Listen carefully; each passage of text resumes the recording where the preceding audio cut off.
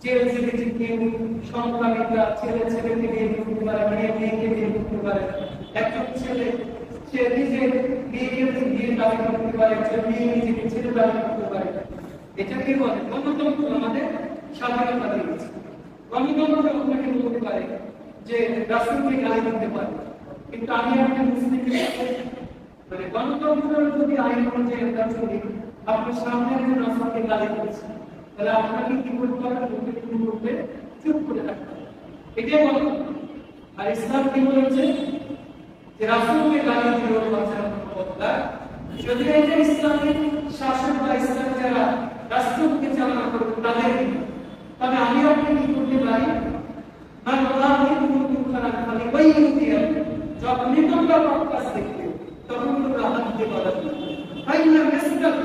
যদি এটাতে তোমরা সক্ষম হও তাহলে ইসলামীতে মুক্তি বাড়াবে, ধমক দিয়ে হোক, থ্রেট দিয়ে হোক, প্রতিবাদ করে হোক, যেইভাবে হোক তাদেরকে প্রতিরোধ করবে। 3 নম্বর সেটা হচ্ছে অন্তর্দিক নিরাকরণ। এটা হচ্ছে ইসলামের পদ্ধতি। গণতান্ত্রিক পদ্ধতি কি? আপনার মানকে গালি দিয়েছে, এটা হচ্ছে তার বাদশাহী। আপনার আমাকে তুলে গালি দিয়েছে, আপনাকে ফেসবুকে গালি করেছে, এটা তার বাদশাহী। আপনি তাকে কিছুই বলতে পারেন। এই যে গত সপ্তাহ থেকে আমরা দেখতে পাচ্ছি যে বাংলাদেশের 3 জন শিক্ষক ডক্টর সারাকে নিয়ে তাদের শরীরের উপরে মেরে ফেলার দিয়েছিল, কিন্তু যে দিয়েছে সে কি বলছে? প্রকাশ্যে প্রেসিডেন্ট দিয়েছে। এইটা গণতন্ত্র। কিন্তু ইসলামের আইন যদি থাকতো ওকে একেবারে কত তুলে ইসলামের আইন যদি থাকতো, মানে গণতন্ত্র যতদিন পৃথিবী থাকবে ততদিন মুসলিমের অস্তিত্বের মতো মানুষ তত আইনের বাজে কথা বলবে, ইসলামের বাজে কথা বলবে। আর আমার আপনার মতো দায়িত্ব আছে মানুষের কিছু বলা না। এটা হচ্ছে গণতন্ত্র। আর ইসলামী আইন যদি থাকতো মানে আমাদের এরাও কি সুবিধা পেত যে ওই যে ধর্মজনগণের সাথে আঘাত করে কর দিতে হতো না, বিভিন্ন আর্থিক কাজ করতে হতো, অবৈধ লেনদেন করতো, এর জন্য তাদের কোনো হিসাব দিতে হতো। এই দিক দিয়ে তারা সুবিধা পেত। আর তৃতীয় শ্রেণীর যারা আছে তারা হচ্ছে সাধারণ জন। এরা সবসময় সচেতন, আর এরা সবসময় নির্যাতন শিকার। এইবার 1500 শতাব্দীর দিকে এসে সাধারণ জনগণ দিকে হচ্ছে তিন স্তরের মধ্যে যারা বিশেষ করে অভিজাত শ্রেণী আছে তারা আন্দোলন করে কলা গাছ হয়ে যাচ্ছে। যারা পাবলি এরা যদিও ধর্মের কথা বলে কিন্তু এরাই বেশি ধর্মের কাজ করে। মৌলিকভাবে এই যে 1500 শতাব্দীতে জনগণরা লেগের খাবার পুষ্টির উপর আন্দোলন করা হচ্ছে, ধর্মকে ব্যবহার করে এই পাবলিরা ধর্মকে পুঁজি করে নেতৃত্ব ব্যবহার করে তারা রাজনৈতিকভাবে মানুষকে বিভিন্নভাবে সুযোগ করে। এখনো দেখেন না রাজনীতি আসলে মাথায় টুপি, মাথায় পর্দা কত কিছু দেয়, মানে ধর্মীয় যে সেন্টিমেন্টাল আছে এই দিক দিয়ে আমাদের দুর্বলতা আছে। তাহলে এই দেশের মানুষেরা যতই খারাপ, একজন মানুষ দাঁড়িয়ে পেশাব করে চুরি করে সেরা করে, কিন্তু রাষ্ট্রপতি যদি কেউ কথা বলে মেনে নেবে। তো ঠিক ওরা এই জিনিসটা গ্লোবাল সাইটটা নিয়ে নির্বাচনের আগে বিভিন্নভাবে নিজেকে শক্তি সাধন ইত্যাদি বলে এই করবো এই করবো, কিন্তু নির্বাচন শেষ ওকে আর কিছু বলে। অথচ রাসূলুল্লাহ সাল্লাল্লাহু আলাইহি ওয়াসাল্লামের যুগ থেকে যারা শাসক ছিল এরা মূলত থেকে আদের বা সেবক হিসাবে গণ্য। কিন্তু এখন আমাদের দেশের যারা শাসক এরা মূলত শাসক না, এরা হচ্ছে আমাদের শোষক।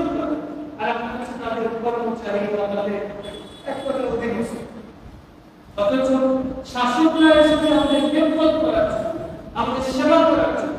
আর ইসলাম এটাই বলেছে ইসলামের যারা শাসক আছে, যারা খাদেম আছে, যারা খলিফা আছে, তারা জনগণের। এবার কিন্তু আমরা আসছি যে গণতন্ত্র মধ্যে আমরা রোমান সভ্যতা ছিল, সভ্যতা ছিল, বিভিন্ন সভ্যতাতে বিভিন্ন রাজনৈতিক কিছু ছিল। তবে বিশেষ করে কিছু কিছু রাষ্ট্রনীতি এমন ছিল যে ভিত্তিক ছিল, বিশেষ করে রাষ্ট্র আসার আগে যারা ছিল প্রত্যেক প্রধান যারা ভিত্তিক শাসন করত। আবার কোনো কোনো এলাকায় ছিল যে বংশভিত্তিক রাষ্ট্র পরিচালনা করত। আবার কিছু কিছু জায়গায় রাষ্ট্র চলছে। এরকম বিভিন্ন সময় বিভিন্ন প্রেক্ষাপটে রাজনৈতিক উত্থান পতন হয়েছে। তবে এক একটা রাজনৈতিক উত্থানের জন্মের পতন যেটা একেবারে সর্বজনীন সেটা কোন রাজনৈতিক পতন ইসলাম।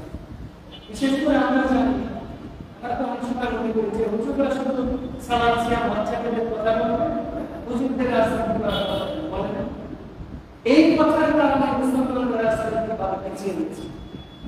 ওই যে পলাশীর যখন যুদ্ধ হয়েছিল 1757 সালে, তখন বিশেষ করে সিরাজউদ্দৌলার অন্যতম কারণ হচ্ছে তিনি বুঝতে পেরেছিলেন যে ইংরেজরা যদি আসে তাহলে মুসলমানদের একেবারে টুকরা টুকরা হবে। আর ইংরেজরা যখন এসেছিল তখন দেখেছি ইসলাম বিজ্ঞানের পারে সবচেয়ে যারা বিরুদ্ধ চারণ করতে মুসলিম। তো ওরা তখন দেখলো যে মুসলমানদেরকে আমাদের ধ্বংস করতে হবে। কিভাবে? সিরাজউদ্দৌলা যারা আছে তাদেরকে পতন করতে হবে। এরপরে কিন্তু হয়েছে পলাশীর নামক একটা ঘটনা ঘটল। সিরাজউদ্দৌলার পতনের পরে কি ইংরেজরা শাসক হয়েছিল? নাকি মির জাফরের মতো একজন অন্তর্ভুক্ত শাসক বানিয়েছে? এরপর আস্তে আস্তে মানুষের মেন্টালিটি যখন ঠিক বা দুর্বল হয়ে উঠেছে তখন ওরা রাজত্ব নিয়ে নিয়েছে। বিশেষ করে ইংরেজি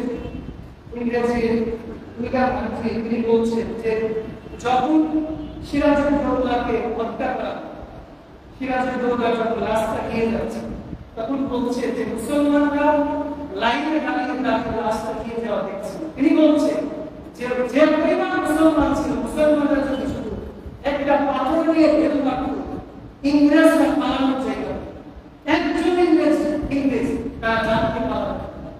কিন্তু মুসলমানদের মেন্টালিটি একেবারে ঠিক করে ফেলেছিল না, আমরা যদি ওদের বিরুদ্ধে কথা বলি তারা রাস্তা করে। এতে গত 15 বছরে কি হয়েছে যে কথাই বলা যাবে না, বাংলাদেশে ফুটপাতে স্বতন্ত্র রাসূলের সুন্নাহ ইসলাম সম্পর্কিত মানুষ স্বাধীনভাবে কথা বলবে। এটা যদি বলি তাহলে আমার ইমান চলে যাবে, জেলে করতে হবে, করতে হবে ইত্যাদি। এই 15 বছরে তো আমরা সচক্ষে দেখেছি। আর ইসলামে 190 বছর শাসন করেছে। এর মাধ্যমে আমাদের শিক্ষা কারিকুলাম সবকিছু ধ্বংস করে দিয়েছে। এরপরে তারা কি করলো? মৌলিকভাবে তারা কিন্তু মুসলমানদের দেশ ছাড়া করে, মুসলমানদের শেষ করেছে।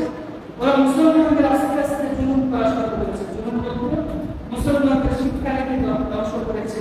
বিশেষ করে মাদ্রাসা আলিয়ার সূচনা করেছে, শুরু হয়েছে। যদিও ঢাকা আলিয়া মাদ্রাসা আমি ওখানে পাওয়া গেল। তো এইটা মূলত শুরু হয়েছিল 1780 সালে ইংরেজদের মাধ্যমে।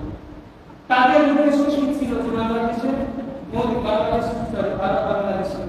মৌলিকভাবে শিক্ষার নীতি ছিল দুটি, একটা হচ্ছে জেনারেল, একটা হচ্ছে মাদ্রাসা। কথাটা বোঝা যাচ্ছে? কারার কথা আমার বলতে বোঝা যাচ্ছে না, বুঝতে পারলে পরে জিজ্ঞেস করবে বিষয়টা, তবে শুনতে থাকে কিছু হয়তো তো বাংলাদেশের মৌলিকভাবে শিক্ষা আমরা বলি একটা মাদ্রাসা আর একটা জেনারেল। কিন্তু আমাদের সৌদি আরবে ভাষা আছে আছে তার মানে হলো মানে ওরা ইংরেজরা আমাদের নিচে এমন ভাবে সেটআপ করে দিয়েছে যে তোমার ভাই মাদ্রাসায় পড়ে না, ইমামতি করে খাবে, মাদ্রাসায় শিক্ষকতা করে খাবে, মুসলিম চাওয়া হবে, এটা হচ্ছে বুঝি। আর তুমি জেনারেল পড়ো, তুমি হলো জজ, তুমি হলো ইঞ্জিনিয়ার, তুমি দেশের রাষ্ট্রনায়ক, ইত্যাদি ইত্যাদি। এই যে মেন্টালিটি সেটআপ করে দিয়েছে, হুজুরদের মেন্টালিটি করে দিয়েছে যে ইংরেজি পড়া যাবে না, ইংরেজি পড়া হারাম, শুধু আরবি পড়তে হবে, উর্দু পড়তে হবে, ফার্সি পড়তে হবে, বিদর্ভীদের ভাষা পড়া যাবে না, শেখা যাবে না। এই যে এই সবটার জন্য ইংরেজরাই আমাদের শিখিয়েছে। ওরাই কিন্তু আমাদের শিখিয়েছিল যে ইংরেজি শিক্ষা ভালো, ইংরেজি শিক্ষা যাবে। কি জন্য? মুসলমানরা যদি ইংরেজি শিখতে চায় তাহলে তো আমাদের যে গোপনীয়তা আছে, ওদের যে সিক্রেট যে বিষয়গুলো আছে ওগুলো আমরা জেনে যাবো। এই জন্য ওরা আলেমদের মাধ্যমে মানুষকে বিভ্রান্ত করার চেষ্টা করেছে। এরপরে কিন্তু ওরা আস্তে আস্তে মুসলমানদের শিক্ষা কারিকুলামের মাধ্যমে আমরা যদি আলিয়া মাদ্রাসার ইতিহাস দেখেন তাহলে যদি ভুল না করি সম্ভবত প্রায় 150 বছরের মতো 27 জনের মতো প্রিন্সিপাল এসেছে, যারা সবাই অবস্থা এই মুসলিমদের যদি ইমাম হয় মুসলিম, তাহলে মুসলমানদের মুসলিমদের মানে মুসলিমদের কি অবস্থা আছে? তাহলে এই মুসলিমদের যদি ইমাম যদি মুসলিম হয় তাহলে আমাদের কি অবস্থা কি হবে? তো ওরা কি করে দিল যে এরা ছিল তিনটা শিক্ষা মৌলিকভাবে একটা জেনারেল আরেকটা ছিল মাদ্রাসা বা মাদ্রাসার মধ্যে কি ভাগ করবে, একটা আলিয়া একটা কলেজ। দেখেন আমাদের বলে যুদ্ধ করো যুদ্ধ লক্ষ্মী করবে একবার পর্যন্ত আর আমরা বলে সরকারের পাঁচটা একেবারে চালু হবে তার মানে আমাদের নিজেদের মধ্যে আলোচনার মধ্যে শিক্ষা নীতি মানে বিভক্ত করা বুঝতে পারছেন বিষয়গুলো মানে প্রথমে আলাদা কি করলো আর শিক্ষাকে জেনারেল আলাদা করলো আর দুই মধ্যে বিভাগ করলো এরপরে আমাদেরকে মাসলা মাসাল শিক্ষা হুজুররা কি করবে ইমাম কি করবে শুদ্ধ জানাজার কথা বলবে মানুষের মধ্যে কি করতে হবে চব্বিশটা করতে হবে এই মাসলা মাসাল হুজুরদের রাজনীতি করতে হবে না পরিণতি করতে হবে না সায়েন্স নিয়ে কথা বলতে হবে না সৌরবিক বিজ্ঞান নিয়ে কথা বলতে হবে ইত্যাদি ইত্যাদি ভূগোল মানে কেমিস্ট্রি ইত্যাদি ইত্যাদি এগুলো নিয়ে তাদের মাথা মাথা দরকার ওরা ইমামতি করবে তাসবিহ করবে রাষ্ট্র এইটা হলো আমাদের মেন্টালিটি সেটা করবে মানে একদিন হয় না মানে ইংরেজদের একটা থিওরি যে আমি যে রাস্তা উঠে গেলাম এটার ফল আমাকে যাও যেটা আমার বংশধররা আছে ওরা মানে ওদের বিষয় হচ্ছে 100 বছর পরে যাবে আর আমরা মুসলমান যে কিছু গেলে ওকে গেল তারা থেকে আমার কাছে তো ধরাতে পারবে এটা হচ্ছে আমাদের বর্তমান মুসলমানদের অবস্থা তো যাই এই যে ব্যাপারে কি হলো যে ওরা আস্তে আস্তে মুসলমানদের শিক্ষানীতি দুর্বল করে দিল এরপর ওরা আস্তে মুসলমানদের যেহেতু শিক্ষানীতি দুর্বল ওরা শিক্ষার ক্ষেত্রে পিছিয়ে যাচ্ছে তো হিন্দুদের বিভিন্ন ভাবে শিক্ষানীতি বা ভার্সিটিদের বিভিন্ন উচ্চ পর্যায়ে তারা পড়ালেখা করার ফলে তাদের চাকরি বাকরি উচ্চ পর্যায়ে দেওয়া হচ্ছে আর মুসলমানদের কি করা হচ্ছে চাকরি যদিও একজনকে দেওয়া হয় একেবারে বলে হয়ে আপনি চলে যান আজ থেকে 50 বছর আগে একাত্তরের আগ পর্যন্ত দেখেন 24 বছরে পাকিস্তানে কি হয়েছে মানে আমাদের মুসলিম ভাই তাদের মধ্যে কি হয়েছিল যদি ইতিহাস কিছুটা কম বেশি আমরা জানি তারপরে আপনি যদি ইতিহাস দেখেন আমি শুধু বলতে হবে তাহলে যদি সরকার এখানে এই লেভেলে যারা ছিল 100 এর মধ্যে 80 থেকে 87% ওরা ছিল আর বাকি 5% হচ্ছে আর একেবারে লো লেভেলে যারা ছিল কর্মচারী থেকে 100 এর মধ্যে যুদ্ধ ছিল আপনি দেখেছেন না কত বছর বয়স মানে কোন শিক্ষা সচিব থেকে শুরু করে সচিবালয়ের জন্য 500 কোটি টাকা 450 জন কিন্তু তাহলে ভারতের লোক চলছে তো 15 বছরে যদি আপনি কিছু করতে পারেন তাহলে 120 বছর বা তাই আমাদের কিভাবে দুর্বল করতে দিচ্ছে মানে এইভাবে আমরা মুসলমানরা আস্তে আস্তে আমাদের বিরাট বলে দিচ্ছি খেলাফতের আশা থেকে বিরাট বলে দিচ্ছি যে আমরা বুঝেছি যে ওরা যা দিয়েছে মুসলমান আমরা বুঝেছি যে আমরা খাবো দাবো ঘুরে বেড়াবো আস্তে থেকে দেখেন আমাদের ওরা ইতিহাস কিভাবে শিখাচ্ছে ওরা শিখাচ্ছে যে এই ভারত উপমহাদেশ মূলত আবিষ্কার করেছে ভাস্কো দা গামা বলে না কারণ ভাস্কো দা গামার আসার আগে এই ভারত উপমহাদেশের কোনো দেশ ছিল না তার মানে 500 বছর আগে ভাস্কো দা গামা এসে আবিষ্কার করেছে মানে ইতিহাস কিভাবে আমাদের শিক্ষা করছে আমরাও জানতে পারছি হয়তো বলতে পারে সন্ধান পেয়েছে এটাও বলতে পারে কি বলবো তার মানে আমরা এখানে ছিলাম আমরা ওই যে ভাস্কো দা গামা আসার সাথে ফিরে এসেছি এইভাবে আমরা ইতিহাসগুলো স্বীকার করছি আমাদের ইতিহাসে যা মহানায় ছিল আপনি যদি চলে যান 50-60 বছর আগে তারা যদি একটু আগে চলে যান আপনি মীর নিসার হোসেন পৃথিবীর যদি ইতিহাসে চলে যান ওদিকে হাজির শরীয়তুল্লাহ ইতিহাসে চলে যান এইগুলো ইতিহাস আমরা জানি আমরা মামুনের লেভেলে যারা আছে এগুলোর নাম আমরা কিভাবে জানি এরপর আমরা যেহেতু এইটা বিজ্ঞান ইতিহাসে এটা আমাদের সিরাজুল ইসলাম ভাষায় এছাড়াও আব্দুল রশিদ কারকুবাস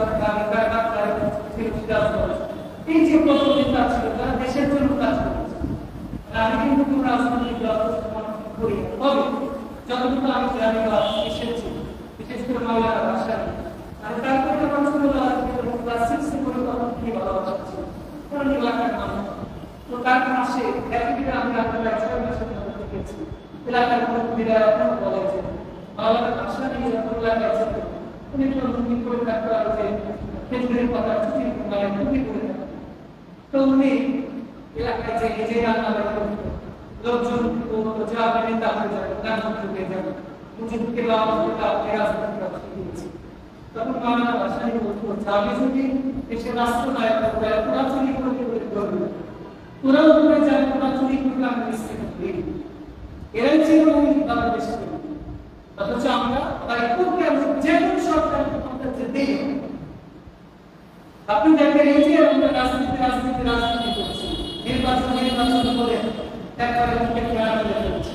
আজকে সকালবেলা আমি বসে দেখলাম কালাপাড়ি সর্বশেষ জয়দেবপুর সকাল 6:30টায় আমি যে করছি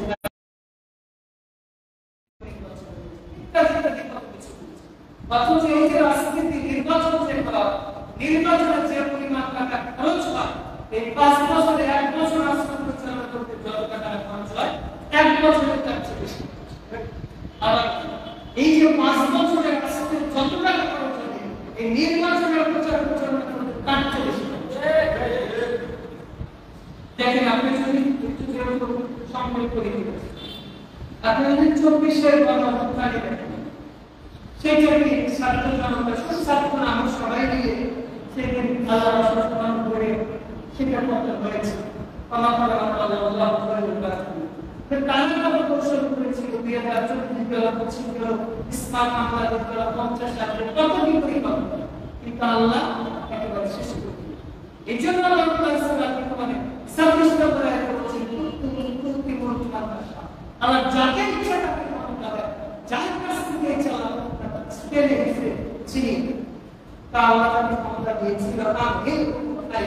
আল্লাহ মসজিদের মাঝখানে কি করি, যখন মসজিদটা ছেড়ে দেয় মাছ তো মজা করে পায়, তখন তার কত মাছ বুঝে যায় তাহলে অনেক সুযোগ দিয়েছিল, কিন্তু তারা সুযোগগুলোতে অপব্যবহার করেছে। দেখেন 24-এ গণঅভ্যুত্থান হলো, এরপরে 5 বছর দেওয়ার আগে আসতে এসে দেশে আমাদের যে রাস্তা গঠন, আমার মনে হয় যে আমার 27 বছর বয়সে বা 27 বছর যতটুকু আমার মনে হয় বেশ কয়েকজন সরকার দেখেছি, বিএনপি এছাড়া তারপরে এসেছে শাসন আমলে কিছু কিছু মনে আছে, এরপরে তো দীর্ঘ শাসন কেন এই যে গেল এর আগে অনেক শাসন চলে গেছে, এসেছে গিয়েছে,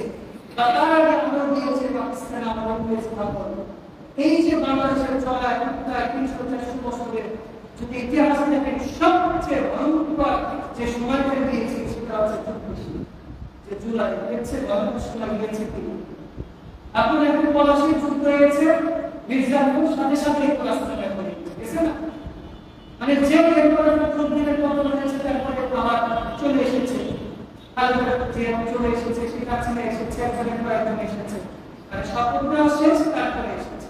অথবা অন্তর্বর্তী সরকার বাজারে করে ছিল, কিন্তু আমাদের কি হয়েছে প্রায় 3 দিনের মতো একটা রাষ্ট্র প্রধান হয়েছিল, যদিও সেনাপ্রধান সে রাষ্ট্র পরিচালনা করছে, যদিও সেনাপ্রধান পারে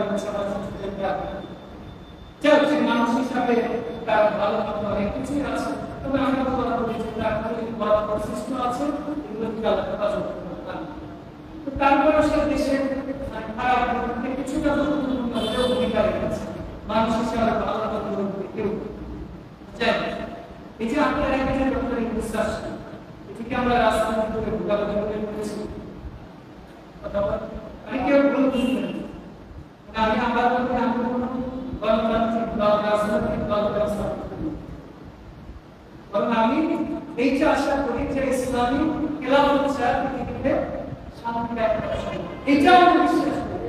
ইসলামের নামে গণতন্ত্রের পদ্ধতি রাস্তা গেলে পৃথিবীতে বা রাস্তা শান্তি প্রতিষ্ঠা করা সম্ভব, এটা আমার আপনার কারণ রাজনৈতিক বিষয়ে বিপদ আছে, ভারতের মধ্যে আছে, এটা আমার তবে বলি যে এই যে ডক্টর ইউনিভার্সিটি আসলে যে কি ভোটাভুটির মাধ্যমে এসেছে, কিসের মাধ্যমে এসেছে, মানে এটা হচ্ছে পরামর্শের মাধ্যমে এসেছে। যদি ইসলামী পরিভাষায় বলি শুরার মাধ্যমে এসেছে, মানে ইসলামী পরিভাষায় হচ্ছে শুরা, শুরা মানে কি আল্লাহ তাআলা শুরা নামে একটা সূরা আছে, কি আছে আমরা জানি শুরা মানে হচ্ছে পরামর্শ।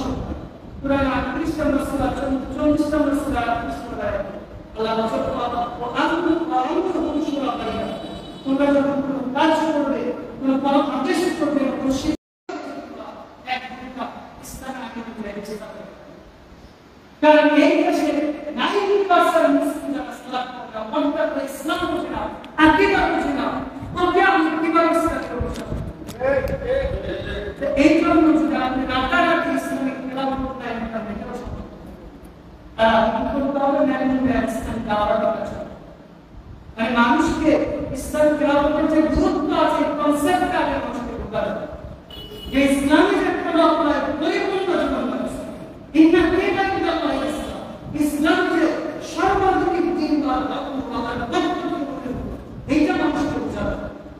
তাহলে মানুষ এর উচ্চতা ছিল অথবা হিমমন্ত্রকার থাকবে যে আমি মুসলিম, আমি জাতিসংঘে যে আমি ইসলামের পক্ষে কথা বলবো, মানুষ কি করবে, মানুষের অধিকাংশ আমাদের পক্ষে আমি জাতিসংঘে যেতে যদি আমরা দাবি করি যে 53 লাখ মুসলিম কাকে আছে ওআইসি, কিন্তু যদিও বাংলা ওআইসি আছে কাজের জন্য অনেকে বলে যে ওআইসি তো কথাটা যদি আমরা মানুষ আলোচনা করি কিন্তু বাস্তব তাহলে এই কারণে আমরা মুসলিমেরা তাদের নিয়ম নীতি দ্বারা রাষ্ট্র পরিচালনা করতে যাচ্ছে। অথচ আপনার যদি আজ থেকে 700 বছর আগে বাদশাহ ফাইসালের নামে আমরা সমাজ করেছি, যাকে দেখতে আমরা ইসলামের পক্ষে শুরু করেছি। আপনি যদি আজ থেকে 50-60 বছরের ভিডিওগুলো দেখেন, যাতে সঙ্গে একটা বাঘের মতো ঘুরিয়ে বাদশাহ ফাইসাল এর কারণ কি তার ঈমান আছে। জাতিসংঘ থেকে বলা হচ্ছে প্রত্যেকটা দেশে নিজ নিজ দেশে যে রাষ্ট্রনীতি আছে, অর্থাৎ তাদের দেশের যে সংবিধান এগুলো চলে সবার জন্য দিয়েছে। এবার বাদশাহ ফাইসাল সাদা একটা কাপড়ের মধ্যে কোরআন দিয়ে জবাব দিয়েছে। অনেক এরকম উদাহরণ কথা দিয়েছিল। তো জাতিসংঘ থেকে বলা হচ্ছে যে আমরা বলছি হচ্ছে একটা গাইডলাইন, অর্থাৎ রাষ্ট্র পরিচালনা করার জন্য একটা নীতিমালা চেয়েছে, কোনো একটা বই দিয়ে কি যেন একটা। তো এইবার বাদশাহ ফাইসাল মুখলাপ থেকে বলছে, আরে তোরা বলছে যে এই একটা বইতে কিতাব, তোরা এতগুলো দেশে নিয়ে এতগুলো সংবিধান বানিয়েছিস, আজকে বানাচ্ছিস, তার পরিবর্তন করতেছে। আর আমার বাবা এমন একটা সংবিধান নিয়েছে যা ৪৫ বছর আগে ছিল, এখন আছে কিয়ামত পর্যন্ত থাকবে, যার কোনো বদল নেই। এই সংবিধানের কারণে মুসলমানরা আমরা ছিলাম, আছি যতদিন ধরে চলবো ততদিন থাকবে ইনশাআল্লাহ। এটা হচ্ছে ঈমানের জন্য। আমরা মুসলমানরা যদি এই কথা আবার বলতে পারি, তবে আল্লাহ আমরা তাকে যাই বলে পৃথিবীতে আসলে শান্তি যদিও বর্তমান করে এসেছে।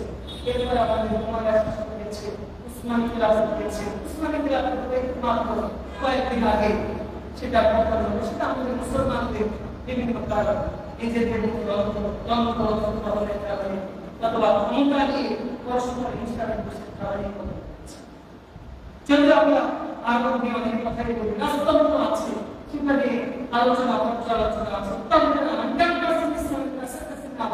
মোটামুটি আমাদের আমরা বলি যে সৌদি আরবে ব্যবসা করছে, সেখানে এই আছে ওই আছে। তা আমার আপনার দেশের তো সরকার থেকে একেবারে 22টা কোটি টাকা, আমার আপনার দেশের যদি কোনো এলাকা 100 জন মানুষ অথবা 100টা দোকান রাষ্ট্রভাবে মদের লাইসেন্স,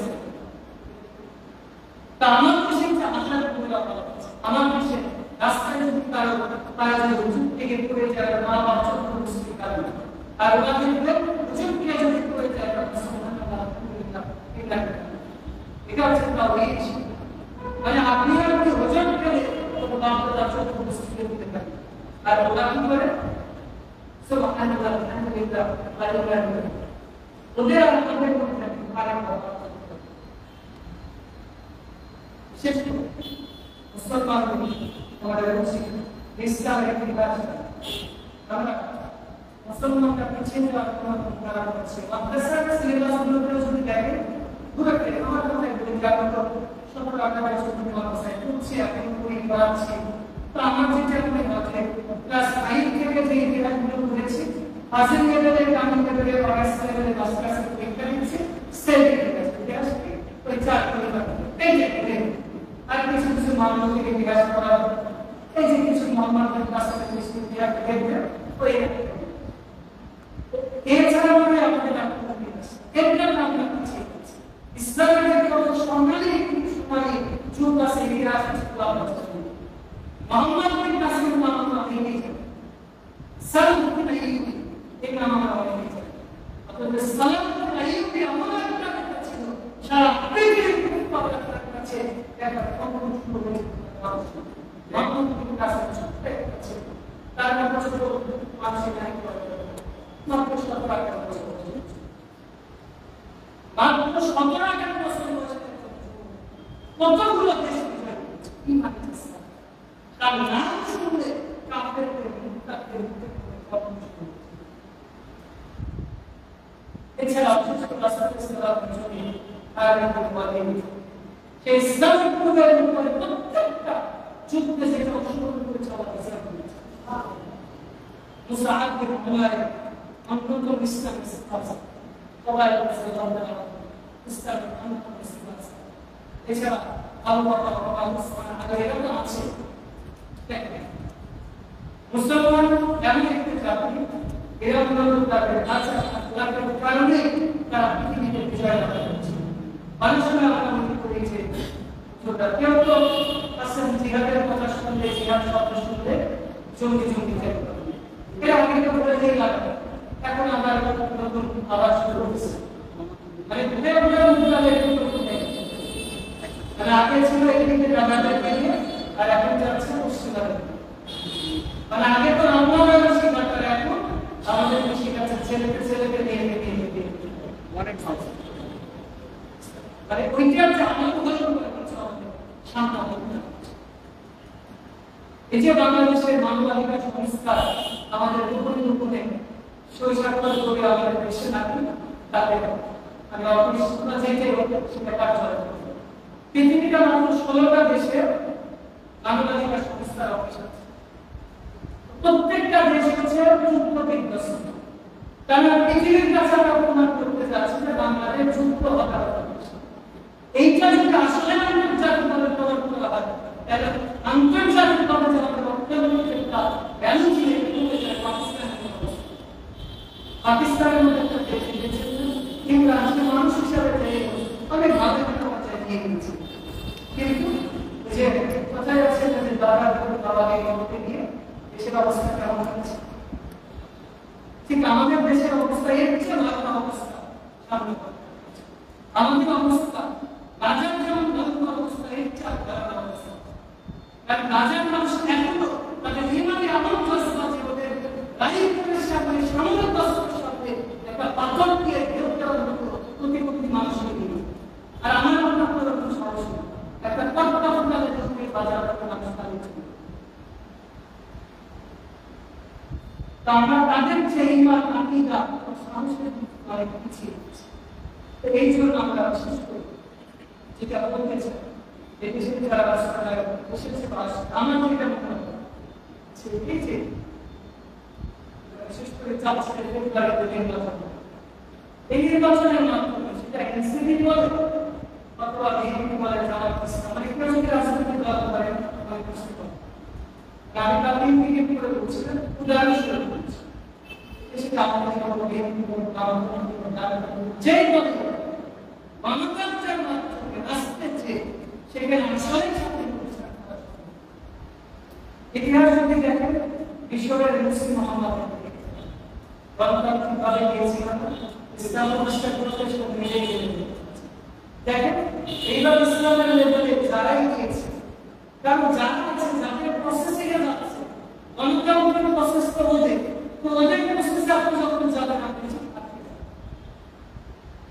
আমরা বিশেষ করে গ্রাম অঞ্চলে এখন দেখা যায় যে ধান যখন খায় কিন্তু গণতন্ত্র ভাত পাতে না, তো ভাত তো পেতেছে আমি তো তার সুন্দর করে সত্যি মাছ ভাত মাছ দিয়েছি, তো এই দেখছে ভালো রাস্তা জমা করতেছে খায় খেতে খেতে এমন এক পর্যায়ে গিয়েছে যখন কাম পেয়েছে ওর অথবা খেয়েছে আমার মধ্যে ঠিক গণতন্ত্রের মধ্যে তখন আমি ঢুকে গিয়েছি, তখন বের হতে চাই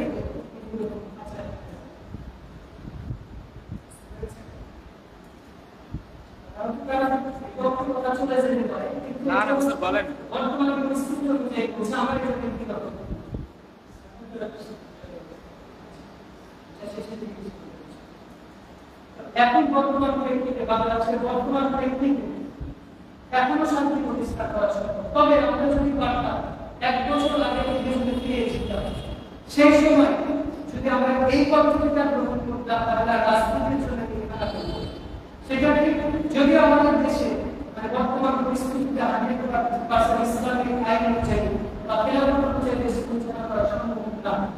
এরপর হচ্ছে বর্তমানে মুসলিম রাষ্ট্র দিয়েছে আমাদের যদি আমরা সেখানে তো বিএনপি লোক ছিল, বামপন্থী ছিল, এনসিপি ছেলেরাও ছিল, অথবা জামাত ইসলাম ছিল। যদি আমরা যে জামাতের আগে প্রশাসনকে ধর্ম বিষয়ে দায়িত্ব দিয়ে দিল মির্জা ফখরুল সে যদি বিএনপি করে কালকে অনেক কথা আছে, বিশেষ করে তার যে কথাগুলো তার বিএনপিকে প্রস্তুতি করছে। মানে আমি আবার যে বিএনপিকে উল্লেখ করে কথা বলছি না, তার কথা বলে বিএনপিকে করছে।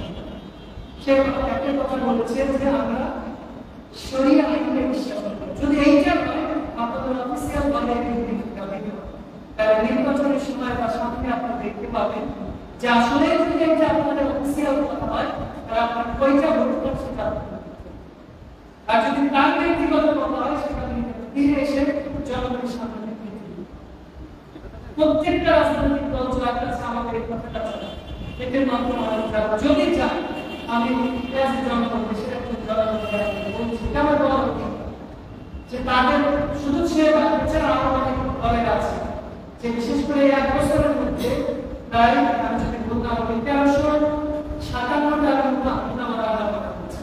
আর শেখ হাসিনা সরকারের প্রথম থেকে শুরু করে আজ থেকে 2 সপ্তাহ আগে সার্ভে হচ্ছে, এর মধ্যে 71% হয়েছে বাংলাদেশের সবচেয়ে বড় লিডার আলাদা বলছি, এরপরে যে ইসলামী দল বলছি, এরপরে যে ছাত্রদের দল বলছি তার মানে কেউ আমরা করেছি সবাই এখানে আছে। কারণ হচ্ছে আমরা তাদের খাসার মধ্যে ঢুকে গেছি, মানে আমরা আপনি আমাকে যদি বলেন যে আজকে শহীদুল্লাহ ভাই এবং তার যারা অধীনস্থ আছে তারা দেশের কাছে কত মানুষ বলি আমাদের রাফিবার ভাইরা তারা ইউরোপ সোসাইটির মাধ্যমে বিকাশ করা তো বলছি যে ইউরোপ সোসাইটি দেশের রাস্তায় তখন কি করবে স্বাভাবিক মানুষ হিসাবে এই ভাইরা চাইছে আমার যারা অধীনস্থ আমার যারা আত্মীয় আমার যারা নিয়ে এসে তাদেরকে আমি ক্ষমতায় ওই ভাইদেরকে যে আমার যারা অধীনস্থ আছে তারা যদি বলতো ওকে ছেড়ে দিয়ে অন্যরা যারা আছে তাদের শুরু করে যায় যেটাই করি না অনেক কিছু শাস্তি এটা হচ্ছে না কি হচ্ছে আরে যাদেরকে আমরা এই সরকার পদ্ধতি মাস্টার বাইরে বলি তারাও তো বিভিন্ন ভাবে নিজেদের বাঁচানোর জন্য বিভিন্ন কিছু করছে না। তাদের যদি যে আমারও যদি নির্দিষ্ট দরজা রয়েছে তাহলে এই ব্যাপারটা আমাদের করা উচিত ছিল আমার চিন্তা করে যদি আমরা বলছি আওয়ামী লীগ বিএনপি অথবা জামাত ইসলাম প্রত্যেকটা রাজনৈতিক দল মোটামুটি যারা দেশের আপাতত আছে তাদের মধ্য থেকে যদি একজন দুইজন প্রতিনিধিকে দেওয়া হতো তাহলে কি প্রক্রিয়াও মানে নির্বাচন করে আর জামাত ইসলাম থেকে দুজনকে বিএনপি থেকে দুজনকে এনসিপি দুজনকে বাস তারা এনসিপি আর নির্বাচন জামাত ইসলাম বলতো বিএনপি বলতো মানে ডক্টর ইউনূস আসার পরে তো 1 মাস পর থেকে নির্বাচন শুরু হয়েছে। এই কথাটা কি শোনা হচ্ছে এখনো কিন্তু এই সুযোগ আছে আসলে এখন যদি ডক্টর ইউনূস চান সেনাপ্রধান চান কথা আছে যে সুস্থ হতে যাদেরকে আমরা প্রতিষ্ঠা করছি তাদের মধ্যে তো আমরা যদি জানতে পারি তথ্য পাই যে বৈদেশের কিছু কিছু আমাদের আছে তো এদেরকে আমরা ভালো করে আশা করি ডক্টর ইউনূস চাচ্ছে একদিকে মানে সে দুনিয়াতে যতটুকু আমাদের একজন মানুষের থাকা উচিত সেগুলো আছে ইসলামী অনুশাসন তার মধ্যে নেই কারণ সে তো ওইভাবে ওই লেভেলে করছে ওইখানে যদি করে আগামীদের মধ্যে আব্দুল মালিক সাহেব কেউ ওখানে রাস্তা পর্যায়ে নিয়ে যাওয়া করে কেউ আলাদা ইসলামের অনুসরণ করে তাদের মধ্যে থেকে একজন নিয়ে আসলো জামাত ইসলামের আলেমদের নিজের একজনকে নিয়ে মসজিদে শুরা করা হলো তাহলে তাকে যদি পরামর্শ দিত তাহলে সেই কাজগুলো করতে পারবে যে এলজিবিটি কি ভয়াবহতা আছে তা তো জানেই সমকামীরা কি ভয়াবহতা আছে সে হয়তো জানেনি যখন আলেম সমাজ থাকতে বলতো তখন সেইগুলো তখন আলেম সমাজ যখন প্রতিষ্ঠার মধ্যে থাকতো তখন তারা বলতে নাই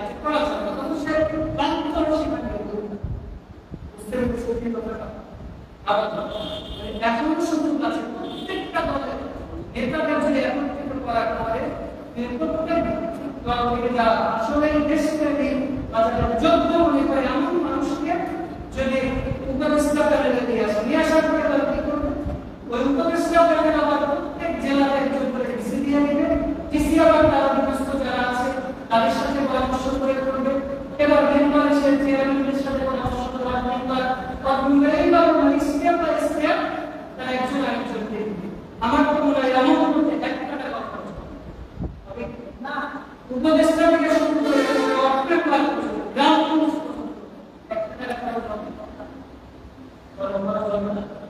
এইটাই ইসলামের মতলব, মানে কোনো অপচয় অথবা প্রতিদ্বন্দ্বী। আজকে যেই দলে আমিও যদি নির্বাচন যারা কেমন আমার প্রতিদ্বন্দ্বী আছে না, প্রতিদ্বন্দ্বী মানে কি ওকে যেটা বলতে একটা টিকা দিয়ে আমাকে এগিয়ে দিবে। কিন্তু ইসলামের প্রতিদ্বন্দ্বী ব্যবস্থা, ইসলাম কি বলে যে জনগণ প্রতিপক্ষের মানে গণতন্ত্র শুরুতে যেটা বলেছিলাম যে 18 কোটি মানুষের মধ্যে 9 কোটি একজন যদি একজন ব্যর্থ বার্তা উচ্চার পক্ষে গাইলে তাহলে সেটি হবে আর ইমাম সাহেবের পক্ষে যদি একজন কম বেশি রাস্তা গেল আপনি একটু পিছিয়ে যান আমেরিকার যেটা মানে গণতন্ত্র বলে আমেরিকাতে তো গণতন্ত্র কিভাবে আমেরিকাতে ইলেকট্রাল ভোটের পদ্ধতি আছে না, মানে ইলেকট্রাল আমেরিকাতে মনে হয় সম্ভবত 536 তাহলে 500 তো 500 জনের মধ্যে ইলেকট্রাল ভোটের মধ্যে যদি কেউ 500 মানে 251 জন একদিকে ভোট দেয় আর যদি একজন পদ্ধতি যোগ করা হয়েছে এদিকে যদি 49 আর পিছনে পৌঁছায় তাহলে দেশের রাস্তাটা কি হবে? মানে যার পক্ষে একজন ইলেকট্রাল ভোট আছে আর দেশের 20 কোটির মধ্যে যদি 18 কোটি দেয় তাও যাচ্ছে। ওই যে ডোনাল্ড ট্রাম্প যে গিয়েছে ইলেকট্রাল ভোটে তো আগিয়ে গিয়েছিল কিন্তু পাবলিক ভোটের দিকে কমলা ছিল তো যারা ইসলামকে কিছু কথা বলার কারণে মুসলিম মুসলিম অধ্যুষিত এলাকায় কিছু সে পিছিয়ে গিয়েছে। ডোনাল্ড ট্রাম্প এই যারা কারণ ছিল সে কি বলছিল যে এলজিবিটি অথবা সমভাবিতা এটা সে বিরোধিতা এইটা জিনিসকে সামনে রেখে কিন্তু সে প্রচারণা করেছে। তার ইলন মাস্কে তার ছেলে সে পরিবর্তন হয়ে বিয়ে হয়ে গিয়েছিল যার কারণে সে অর্থনৈতিকভাবে সাপোর্ট দিয়েছে যত টাকা লাগে অধিকাংশ টাকাই কিন্তু ইলন মাস্ক দিয়েছে যে প্রচার করতে হবে এই সমকামীকে সাপোর্ট করবে। তোমার ছেলে থেকে নিয়ে ছেলে ট্রান্সজেন্ডারকে সাপোর্ট করবে, মানে ওরা যাকে টাকা পয়সা দিয়ে ওদের মতাদর্শনকে টাইম করার চেষ্টা করছে। মানে ঘুরে ঘুরে আপনি যদি যান তাহলে গণতন্ত্রের মেলা খুললে ওরা যেটা ফিরে যাচ্ছে রসুল আল্লাহর রাসূলের দিকে আর ওলাদের ইসলামের দিকে আর আমরা ওয়ান থেকে ফিরেছে আমরা গর্তের মধ্যে আর ওলাদেরকে দেখাচ্ছে যে এখানে আগুন করেছে দোয়া হচ্ছে কিন্তু ওরা পানিতে সাঁতার কেটে যাচ্ছে আর আমি আপনি দোয়ার পিছনে ছুটে আগুনের মধ্যে বুঝতে পারেন না? আর ওরা বলছে যে দোয়া হচ্ছে আমরা আগুনে সাঁতার কাটছি কিন্তু ওরা পানিতে সুন্দর করে সাঁতার কেটে বেড়াচ্ছে আর আমাদেরকে আগুনে লাভ করছে। এই যে অনেকগুলো কথা বললাম এই বিশেষ থেকে এসে কাজ বলেছি তাহলে আমাদের কি করতে আমাদের মনে আসলে 3,450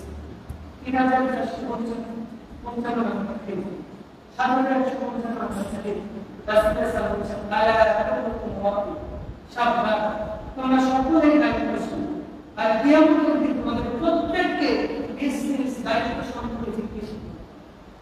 রাসূলুল্লাহ সাল্লাল্লাহু আলাইহি ওয়াসাল্লাম এতে কোনো যারা বলেছিল তাদের সিয়াসি রাষ্ট্রনীতি বা ক্ষমতা দিয়েছে আর আমি তোমাদের ইসলামের আইন করে শাসন করছি আমার পরে আসলে কিয়ামতের জন্য এরপরে আসলে বিস্তৃত করার জন্য তবে সাহাবারা বলছে আমরা কি করব? রাসূলুল্লাহ সাল্লাল্লাহু আলাইহি ওয়াসাল্লাম বলছে তাহলে কিয়ামতের রাসূল বা আলাইকুম বিসুন্নতি ওয়া সুন্নাতুল রাশিদিন আল-মাহদিয়্যিন তোমরা পুরো সব মন্ত্র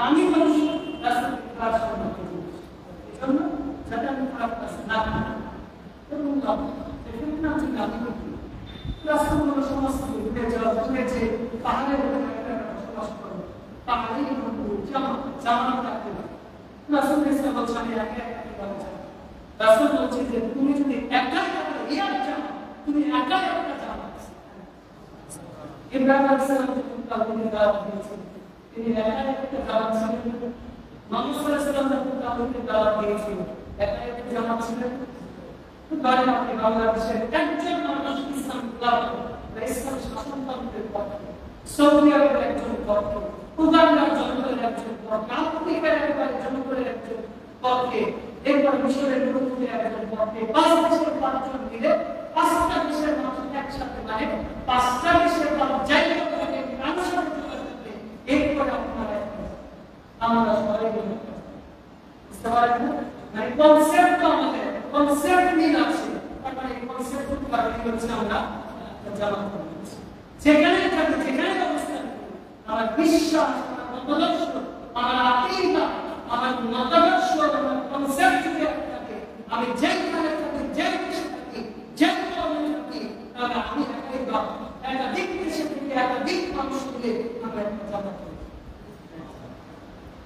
আপনি বলেন বাংলাদেশে আমি কাছে আমি বাংলাদেশে আছি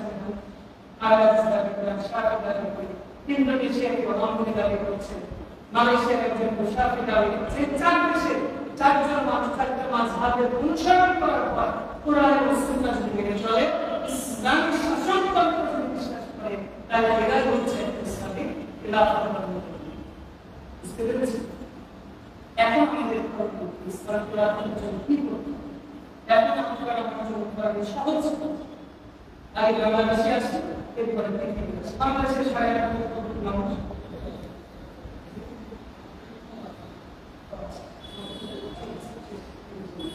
আচ্ছা এবার আসছি আমরা বাংলাদেশে আমরা কি কারা করি 8.5 কোটি মানুষ 8.5 কোটি মানুষ কত 8.5 কোটি মানুষের মধ্যে কিন্তু যদি বাবা মুসলমানের সংখ্যা মোটামুটি 14 কোটি প্লাস মানে 15 কোটি মানুষের মধ্যে যদি আমরা আজকে আজকে থেকে আমরা চুরি করবো না জানা করবো না স্ত্রীকে বিপদ করা অন্তরের পিছনে ছুটলাম হারাম হালাল বেঁচে চলবো ইসলাম শিক্ষার পিছনে চলবো ইসলামের বিধান মেনে চলবো বা পরিবারকে মেনে চলার চেষ্টা করবো দেশের 18 কোটি মানুষ যদি ইসলামে যান 18 মুসলিম কতগুলো রাসূল যা দিয়েছেন অ্যাকসেপ্ট করলো বা নাহাকুম আনহু তাকরা রাসূল যা নিষেধ করেছে তা আমি ইগনোর করব ছেড়ে দেব তাহলে দেশের কতগুলো জায়গায় লাগবে না তো আপনি নিজে আগে সারাদিন থাকুন বডির মধ্যে ইসলাম লাগাতে হবে দেখবেন অটোমেটিক রাষ্ট্র ইসলাম মানে দেশে আসছে রাষ্ট্রীয়ভাবে ইসলাম প্রতিষ্ঠা হয়ে গেলে কিন্তু আমি আপনি ইসলাম মানি দেশের রাষ্ট্রীয়ভাবে ইসলাম রয়েছে কিন্তু আমি ইসলাম মানি না সারা দেশের লোক জানতে গেলে আমার জায়গাটা আছে কিন্তু সারা দেশের লোক কুফার শিরক বিদআতে আছে আমি সঠিক মানি তাহলে আমার কি আছে তবে আমার দায়িত্ব আছে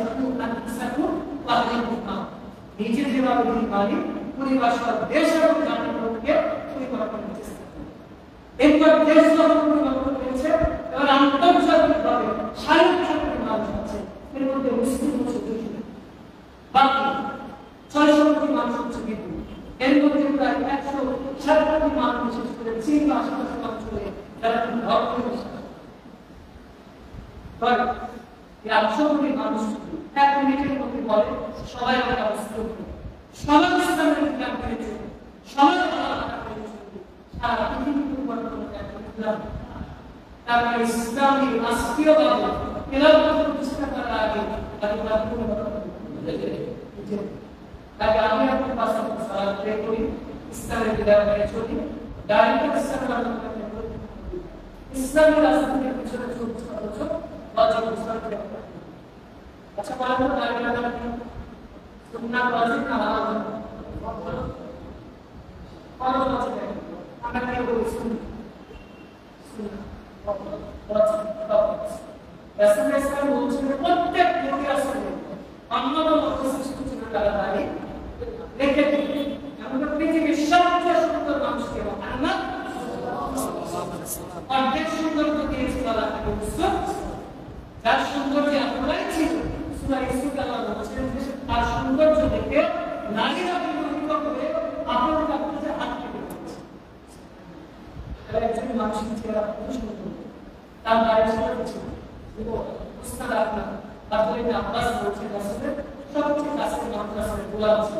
তিনি তাকে জিজ্ঞেস করতে আছে বলো রাসূলের চরিত্র তো ভালো ছিল, তার পুরানো জামা রাসূলের চরিত্র রাসূল কেমন ছিল, চেহারা কেমন ছিল। এই আপনি বলছেন যে আমি রাসূলের চেহারা বর্ণনা দিতেছি, একবার পূর্ণিমার চাঁদের দিকে তাকায়, একবার রাসূলের দিকে তাকায়, একবার পূর্ণিমার চাঁদের দিকে তাকায়, একবার রাসূলের দিকে তাকায়, আমার পূর্ণিমার চাঁদের দিকে তাকায়, আমার রাসূলের দিকে তাকায়। সর্বশেষ আমি এই সিদ্ধান্ত নিতে পারলাম শুধু পূর্ণিমার চাঁদ পেল সারা পৃথিবীর সৌন্দর্য আর রাসূলের সৌন্দর্যের কাছে আমি বলছি এমন একজন যাকে পৃথিবীর একজন মানুষের যত মানুষের মধ্যে আমাকে থাকা দরকার সব মধ্যে আল্লাহ তাকে দিয়েছে। মানে কোরআন যত তারা রাসূলের চরিত্র কেমন তার মধ্যে পার্থক্য সর্বশেষে যে রাসূল ইসলাম বলছেন তিনি নিজে দাউদ আর সুলাইমান এবং দাউদ আলাইহিসসালাম তিনটা জিনিস চেয়েছে। তিনটা জিনিসের মধ্যে তিনি প্রথম থেকে আল্লাহ চেয়েছেন যে আল্লাহ আপনি আমাকে এমন হিকমত কৌশল দেন যাতে আমি ন্যায়ের ইনসাফ আর মানুষের মধ্যে বিচার ফয়সালা আল্লাহ দিতে পারি। দ্বিতীয়ত আল্লাহ আপনি আমাকে পৃথিবীর রাজত্ব দিয়ে দেন আল্লাহ দিতে বলেছে। তৃতীয় চেয়েছেন আল্লাহ মসজিদে আকসায় যারা ফিরাত সালাত আদায় করবে ওয়াজআনা ইয়াউমি ওয়ালাদু সেটা আমাদের মাসুম আর ইসলাম হয়ে যায় আল্লাহ দিতে বলেছে। তা সুলাইমান আলাইহিস সালাম তিনটা জিনিসের দুইটাই কিন্তু রাষ্ট্রের সাথে জড়িত। একটা মানে ইসলাম আর রাষ্ট্র পরিচালনা করা কিন্তু এই যে বিশেষ আমরা যারা রয়েছি যে যে পর্যায়ে আছেন যে পরিবারের উদাহরণ আমি পরিবারের শাসক, আমি যে প্রতিষ্ঠানের উদাহরণ আমি প্রতিষ্ঠানের যে মাত্রা এই মেম্বার ইএসপি অথবা প্রতিষ্ঠান যে যে সেই পর্যায়ে থেকে আমি গাইড করছি। আমাদের উচিত যে আমরা যে ইসলামকে বিচার কার্য পরিচালনা করতে পারি।